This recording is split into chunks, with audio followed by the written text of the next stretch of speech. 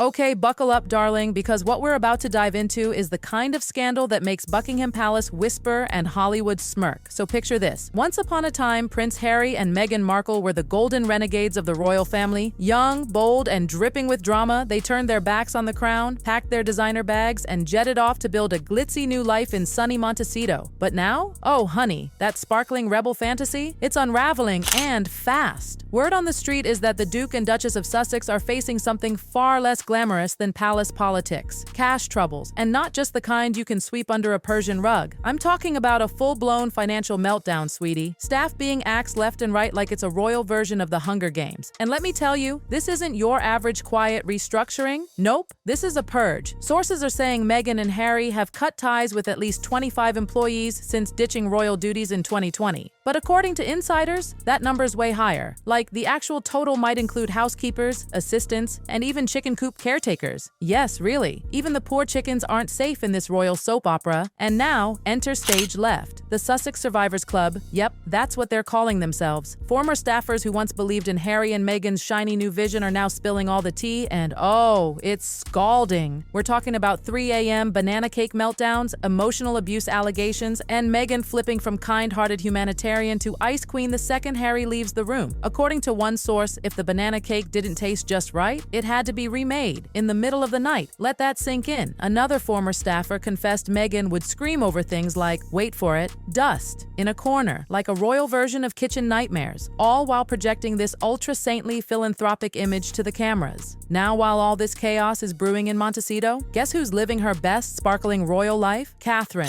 the Princess of Wales.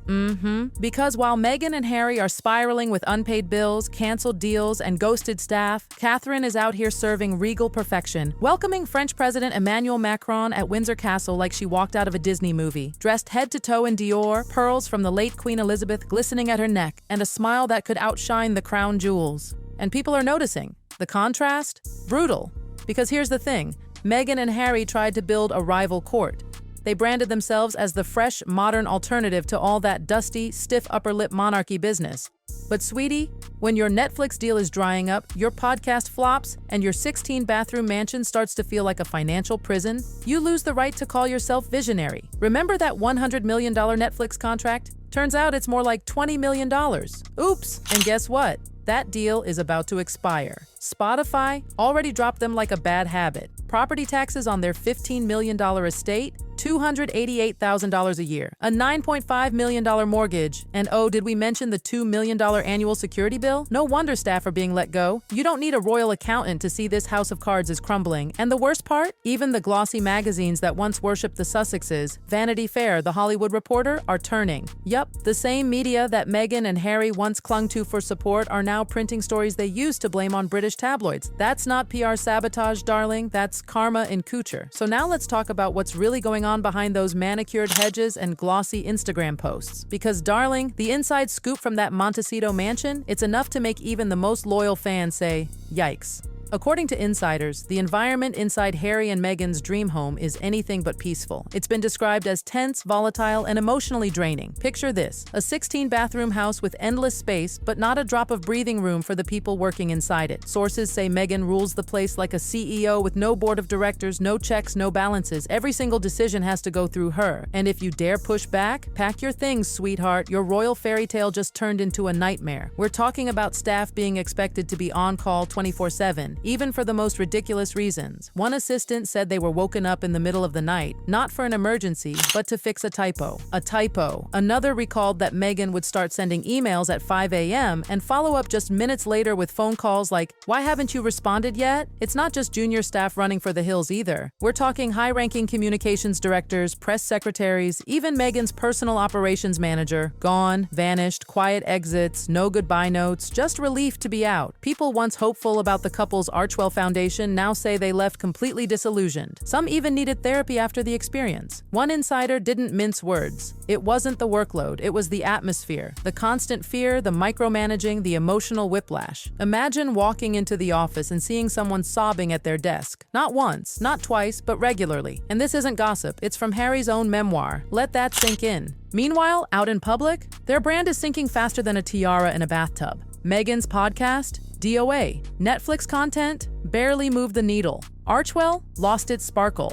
Even their social media game, once a curated kingdom of filters, fonts, and feel-good quotes, is a ghost town. The digital team, gone. No replacement in sight. It's like the engine that once ran on applause and activism is sputtering to a halt. And while Meghan still steps out draped in designer threads and diamonds that could pay someone's rent for a year behind those perfectly arched brows, sources say she's spiraling. The Vanity Fair article that exposed their crumbling empire? It reportedly sent Meghan into a panic spiral. One insider spilled that she spent days pacing the house, demanding that staff fix the narrative. She wanted rebuttals, statements, glossy counterstories. Harry, bless his conflicted heart, tried to help. He arranged friendly interviews, tried to plant puff pieces in magazines. But honey, when over 40 staffers have walked away from you, many traumatized, you can't fix that with a cover shoot. This isn't a PR issue. This is a reality issue. And what's really sad? Meghan's obsession with control might be the very thing causing the chaos. Former staff say she micromanaged everything, from press release phrasing to how the chicken coop should be cleaned. Yes, we're back to the chickens, because even the hens weren't spared the madness. But when things didn't go right, oh, she'd point fingers in every direction but her own. The culture inside that mansion, rotating doors, bruised egos, and a suffocating air of never good enough. Some employees say they were frozen out just for raising concerns. Others were ghosted entirely after months of loyal work. Their Montecito estate, the one with the massive lawn, sprawling pool, multiple guest houses, and yes, the infamous chicken coop, is now reportedly quietly up for sale because they can't afford it anymore. Yup, after all the magazine covers, Netflix contracts, and Oprah confessions, it all comes down to this: a massive, echoing mansion filled with ghosts of what could have been. And no, there's no buyer in sight. Not many people are rushing to snatch up a $15 million home drenched in bad press. And at the center of this financial and emotional mess is a couple still pretending the cash flows endlessly. The fame is permanent and the brand is intact. But those closest to them, former employees, insiders, friends turned spectators, they're all saying the same thing. The magic is gone. The cracks are too deep. The PR spin too obvious. The numbers too ugly. And now, people are whispering the word no one wants to say aloud. Divorce. Not confirmed, not official. But the signs, they're there, sweetie, loud and clear.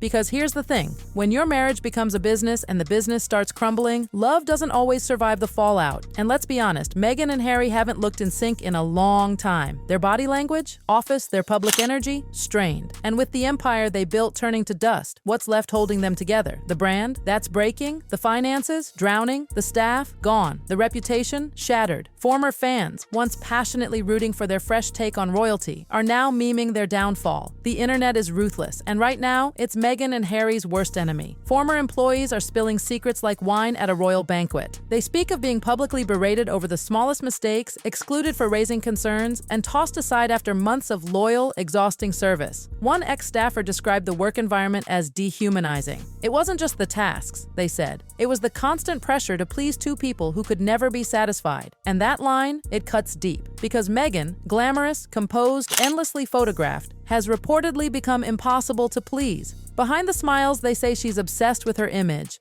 still pacing the house over magazine stories, still trying to control the narrative, still trying to micromanage everything from headlines to how the co-op smells. And Harry, the charming prince once adored for his cheeky grin and untamed spirit, he's now the guy people pity, a man trapped in a dream gone sour, apologizing for storms he didn't start, smoothing over the damage but never fixing the foundation. And then, like a scene ripped from a high-budget drama, comes Catherine. Oh yes, we can't forget her. While Meghan's empire crumbles like a stale scone, Catherine, Princess of Wales, is soaring, gracefully, effortlessly, flawlessly. During a state visit with President Emmanuel Macron, Catherine didn't need a podcast or a camera crew. She didn't need to throw glitter at her past or spin trauma into branding. She just showed up, elegant in Dior, draped in Queen Elizabeth's pearls, glowing with regal confidence, and stole the entire show. And people noticed. The press gushed, the internet swooned, even President Macron gave her a hand kiss, a gesture dripping with old-world charm and respect. Meanwhile, Meghan, watching from thousands of miles away, was probably fuming behind the Hermes drapes. Because the worst part? Catherine didn't even try. She didn't have to. She just is. And Meghan, well, she's been trying so hard for so long, the cracks are starting to show. One royal insider even joked, Meghan's style strategy is copy Catherine and hope for the best. But you know what you can't copy? Grace, humility, loyalty. And that's exactly why Catherine continues to thrive. While Meghan throws on near-identical outfits just days after Catherine debuted, abuse them, it's clear to everyone watching, imitation doesn't guarantee admiration. In the end, it all comes down to this. Harry and Meghan had a rare opportunity, a chance to build something modern, meaningful, and truly different. A kingdom not made of crowns, but of compassion, creativity, and authenticity. But instead of building a legacy, they built a brand. A brand that's now cracking under pressure, buckling under scrutiny, and collapsing under its own weight. The staff are gone. The money's disappearing. The mansion is silent. The fairy tale? Over. And what's left? A royal couple once full of promise, now lost in the echo chamber of their own creation. The saddest part? It didn't have to be this way. But actions have consequences. And now, whether it's legal woes, financial ruin, or a potential divorce, the chickens, quite literally and figuratively, have come home to roost.